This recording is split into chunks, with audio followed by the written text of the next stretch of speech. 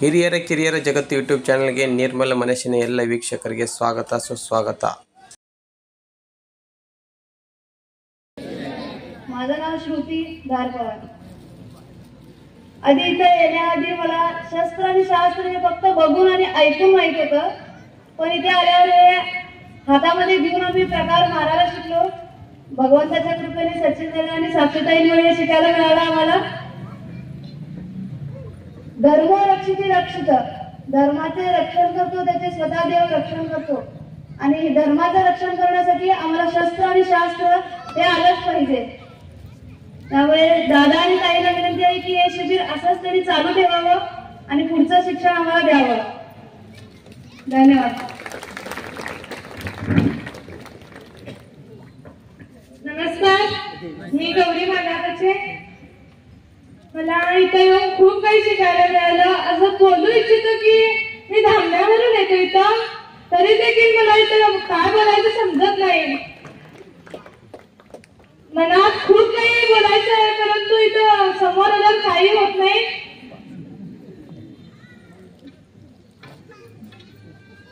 आपले आज 10 दिवस झाले, इथं शिबिर सुरू 10 दिवस झाले, पण आम्हाला अजूनपर्यंत अनुभव नव्हता. पण आपले भगवंताच्या कृपेने आमचे गुरु सचिन दादा व साक्षीताई यांच्याबद्दल आम्हाला खूप काही शिकायला भेटलं.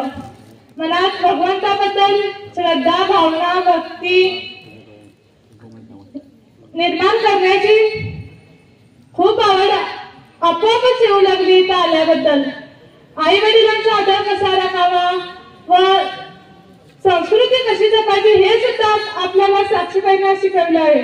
आपण संस्कृती जपायची अशी जपायची की आपण घरी बसून पप्पाचं करणं झालं तर होत नाही. आपण बाहेर पडल्याशिवाय काही समजत नाही. आपण पप्पांचे परी त्या काळी छत्रपती शिवाजी महाराज मासाहेब जिजाऊ छत्रपती शिवाजी महाराजांचा हिरो आहे म्हणून घरी बसवलं असते. आजपर्यंत आपण इथे बसलो नसतो, कोणत्याही एका मशिदीत नमाज पढत बसलो असतो. आपण जर काय आपल्या पुढच्या पिढीला काहीतरी आपली पुढची पिढी घडवायची असेल तर आपण इथं आपल्याला पुढची पिढी घडवायची असेल तर इथं आपण कर्तव्य पार पाडले पाहिजे. त्या काळी छत्रपती शिवाजी महाराजांनी व संभाजी महाराजांनी आपलं कर्तव्य पार पाडले म्हणून आपण इथे बसलो आहोत. आता पुढच्या पिढीसाठी आपण सुद्धा आपले कर्तव्य पार पाडले पाहिजे, तरच ही पिढी वाढत जाणार. धन्यवाद. छत्रपती येथे भरवण्यात आलेल्या शिबिराबद्दल मी माझे मनोगत व्यक्त करायला इथे उभे आहे.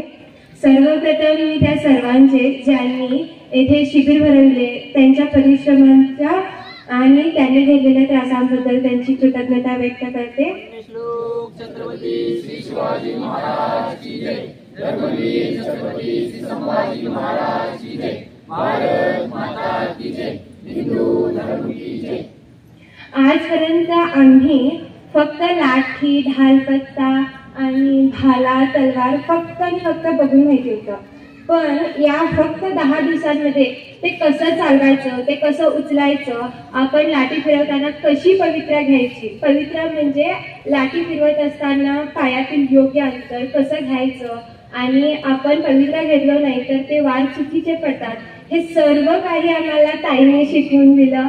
आणि ताईने आम्हाला एक प्रश्न विचारला होता की सध्या भारतमाता काय करते, तर सध्या भारतमाता रडत आहे. ते म्हणजे बंगालमध्ये होत असलेल्या हिंदूंवरच्या अत्याचारामुळे आणि परवा झालेल्याच काश्मीरमध्ये हिंदू आहात का म्हणून विचारून त्यांच्यावर गोळी झाडणाऱ्या या सर्व लेकरांवरती होत असलेल्या अत्याचारामुळे आपली भारतमाता रडत बसली आहे. जर आपल्या भारत मातेला पुन्हा संरक्षण द्यायचे असेल तर प्रत्येकाने शस्त्र आणि शास्त्र शिकलंच पाहिजे. आणि आणखी एक गोष्ट म्हणजे भारत मातेचे तुकडे झाले आहेत. 1947च्या स्वातंत्र्यानंतर आम्ही सर्व लोक आनंदी झालो, पण त्या भारत मातेचं काय, तिचे तेव्हाच तुकडे करण्यात आले. जर ते तुकडे एकत्र आणून अखंड हिंदुस्थान, अखंड हिंदू असेल तर आपण प्रत्येकानं शस्त्र आणि शास्त्र हे शिकलंच पाहिजे. आणि मला या 10 दिवसांमध्ये ताई आणि दादांनी इतकं छान शस्त्र शिकवलं त्याबद्दल मी त्यांचे आभार मानते आणि त्यांच्यासोबत नतमस्तक. ज्या वेळेला आमच्या हातात माईक येईल त्यानंतर 3 तास आम्हाला पाहिजे होते. हे तुम्हाला खोटं होत असेल तर तुम्ही प्रश्न करू शकता. तर आम्ही सांगितलेलं होतं त्याने 3 तास पाहिजे म्हणून. जर आपल्याला हिंदू राष्ट्रात ताईने म्हटले की आपल्याला तुकडे जुळवायचे, ते तुकडे झालेले नाहीये, तो तसाच आहे. पाकिस्तान भाग आहे, तो पाकिस्तान भाग आमच्या भारताचा आहे, तो तुकडा झालेला नाहीये. आम्ही त्याला फक्त एक दुसरा देश म्हणून समजतो. ज्या वेळेला आपण तो आपला भाग आहे तो त्यावेळेला आपण तो भाग आपलाच आहे समजू शकलो तरच आपण त्याला जिंकू शकतो. आपण जर आपल्या गावामध्ये समजा कुठल्या तर मुसलमानांची गल्ली असेल तर तिथं आपण राहत नाही, पळून दुसऱ्याकडे येतो. पण ही चूक आपली आहे. मग हे जाणून घ्यायचं असेल तर आपल्याला ही शस्त्रविद्या शिकली पाहिजे. सर्वांकडे टाइम आहे ना? म्हणजे मी बोलू शकतो ना? नक्की ना? मी तुम्हाला एवढा वेळ दिला म्हणजे तुम्ही मला वेळ द्यायलाच पाहिजे. द्यायला पाहिजे की नाही? हा, फक्त मी तुमचे 5 मिनिटं घेतो. शस्त्र विद्या का शिकायची? शिवराय शिवकली नृत्य कला आपण का शिकायची? तर त्याचं सर्वात प्रमुख कारण म्हणजे ह्या शिवकली नृत्य कलेमध्ये शिवराय सांगतात की आपण वार करण्यासाठी जन्म घेतलेला आहोत. आपण वार करण्यासाठी जन्म घेतलेला आहोत. आपण आपलं रक्षण करत असताना बघा छत्रपती शिवाजी महाराज आपले कधीही रक्षण केले नाहीये. त्यांनी समोरच्या शत्रूवर प्रतिहल्लाच केलाय. प्रत्येक आता शिवकली नृत्य कला शिकला त्याच्यामध्ये चीरवार जे वार आहेत एक ही त्याच्या डिफेन्सचा वार आहे काय मुलांनो? अजिबात नाहीये. मग शिवराय कधी डिफेन्स केले असतील काय? अजिबात. आपली स्वतःची संरक्षण तरी कधीच केली नाहीये. ती केली असेल तर फक्त ते वार करून. अफजल खानला कोण मारला असेल तो पहिला वार जर चुकून झाला असेल तर शिवरायानेच पहिला वार छत्रपती शिवाजी महाराजांनी अफजल खानवर केलेला आहे. तो कसा केलेला आहे? तुम्ही शस्त्र विद्या शिकलेला आहे, तुम्हाला ते जाणवेल, त्याचं चिंतन केल्यानंतर जाणवेल. आपण ते चिंतन केलं पाहिजे. आपण शिरवार प्रत्येक काठीमध्ये, प्रत्येक फिकीमध्ये, प्रत्येक तलवारीमध्ये, प्रत्येक पट्ट्याच्या फिकीमध्ये शिरवार येतात. काय येतात त्याच्यावर आपण चिंतन केलं पाहिजे. हे सर्वात महत्वाचं आहे. म्हणून आपण ही शस्त्रक्रिया शिकायची आहे.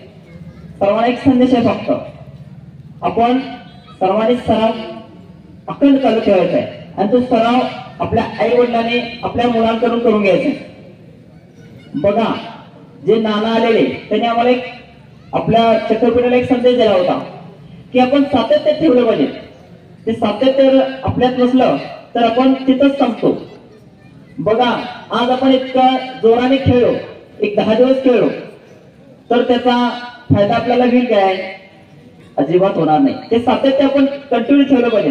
बघा जे नळ असतं ते नळ बंद केल्यानंतर ते थेंब थेंब पाणी पडतं, माहिती आहे ना सर्वांना? त्याच्यामुळे तिथं एक होल पडतं. ते जोरात पडलं तर नळ चालू केलं तर ते पडतं का होल? अजिबात नाही. ते सातत्याने थेंब थेंब थेंब थेंब पडत असलं तर त्याचा मोठा होल होतो. तसंच आपल्याला जर पुढे मोठं काहीतरी व्हायचं असेल तर आपल्याला सातत्य ठेवलं पाहिजे. आणि हे शस्त्र आपण जे काही शिकलो ते व्यायाम, ते शस्त्र, लाठी काठी भाला याचा रोज सराव आपण केला पाहिजे. आपण याचा सराव रोज केला पाहिजे. आणि जे नियोजन करते आहेत तुमचे त्यांना तुम्ही रोज भेटलं पाहिजे आणि सांगितलं पाहिजे, दादा मला पट्टा पाहिजे, दादा मला तलवार पाहिजे. प्रत्येकाच्या घरी शस्त्र असले पाहिजे. त्यांना पण आपण काम दिलं पाहिजे. ते प्रमुख आहेत, ते प्रमुख फक्त घरात नसत आहेत, त्यांना आपण काम दिलं पाहिजे. आपण त्यांना काम दिलं पाहिजे. ते फक्त बसण्यासाठी प्रमुख झाले नाहीये. आज त्यांनी शिबिर भरवलं आणि त्यांनी घरी बसलं असं व्हायचं नाहीये. आपण त्यांना येऊन प्रश्न करायचे, दादा आपण इथे शनिवारचा एक दिवस येणार, सर्वजण एक दिवस शनिवारचा जमणार किंवा संध्याकाळच्या तिथं जमणार, तुम्ही आमची व्यवस्था करून द्या असं तुम्ही बोललं पाहिजे. तुम्ही जर बोलला तर त्यांनी कार्यात लागणार. नंतर सर्व काय दादाच्यानी आमचं काम संपलं म्हणणार आणि बसणारच. जर तुम्ही सातत्य ठेवला तर त्यांना पण काम मिळणार आणि तुम्ही भरपूर काही शिकणार. हेच आपण जाणून ठेवायचं आहे. हा, सर्वांनी आम्हाला समजून घेतलं त्याबद्दल सर्वांच्या वतीनं, आमच्या चक्रपतीच्या वतीनं आम्ही कृतज्ञता व्यक्त करतो. आणि आम्ही जे काही शिकवलं त्याचं प्रमुख कारण म्हणजे ते आम्ही शिकवलं नाहीये. त्याचं प्रमुख कारण म्हणजे मी भगवंताने म्हणणार नाही, ते कारण सिद्ध झालं ते फक्त आणि फक्त आमचे धर्मगुरु भरतदादा कुरणे, जे 7 वर्ष वनवास भोगले, त्या वनवासात असून सुद्धा त्यांनी कार्य चालू ठेवलं. आणि आम्हाला त्यांनी आव्हान केलं की आपल्या मच्छे गावामध्ये बालसंसार वर्ग चालू झाला पाहिजे. आणि झाले 3 वर्ष या पाडव्याला आम्ही बालसंसार वर्ग सुरू करून. आणि या 3 वर्षामध्ये आम्हाला वाटलंही नव्हतं की भगवंताने आमच्याकडून एवढी मोठी सेवा करून घ्यावी की आम्ही आज 230 विद्यार्थ्यांना शिकवत आहोत. की आपल्याला ज्या धर्मगुरूंनी आम्हाला ज्ञान दिलं ते भरतदादा कुरणे, त्यांच्या एका गोष्टी आम्ही ती अवलंबनात आणली आणि त्या एका गोष्टीमुळे असे 200 विद्यार्थी एका 10 दिवसामध्ये तयार होतात. तर आपण आपल्या धर्मगुरूंची प्रत्येक गोष्ट मांडली तर आपण काय काय करू शकतो ते आपण विचार पण करू शकत नाही. आणि हे घडलं, मी भगवंत रूपे त्या भरतदादा कुरणेंचे मनपूर्वक कृतज्ञता व्यक्त करतो. आणि दादांना मी आव्हान करतो की त्यांनी आम्हाला असंच आम्हाला धर्म कार्य आम्हाला 4 हातून करून घ्यावं अशी मी भगवंतांनी प्रार्थना करतो. आणि त्यांनी आम्हाला पुढील धर्मकार्य असं शिकवत राहावं अशी मी त्यांच्याकडे प्रार्थना करतो. आणि आम्ही थांबतो. पुढील नियोजन आम्ही नियोजनकर्त्याकडे देणार. हा, ताई बोलणार आहे मी. ಧನ್ಯವಾದಗಳು. ಶುಭ ದಿನ ಸರ್ವರಿಗೂ ಒಳಿತಾಗಲಿ. ಎಲ್ಲರೂ ಇದುವರೆಗೂ ನೋಡೋಣ. ಸರ್ವೇ ಜನ ಸುಖಿನೋ ಭವಂತು.